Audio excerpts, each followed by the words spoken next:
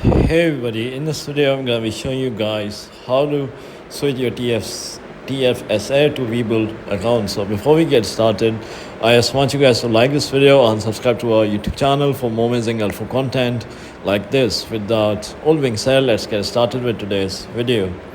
Alright guys, so first of all you have to research the WeBull features. So you have to find out the advantages of using WeBull for your TFSA, such as zero commissions, advanced trading tools, and user-friendly interface.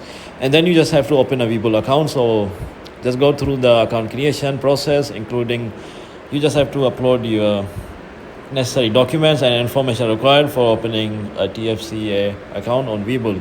Then you just have to initiate the transfer process. So start the transfer process from your current TFSA provider. This may involve filling out a transfer request form and providing your current account details. Monitor the transfer status.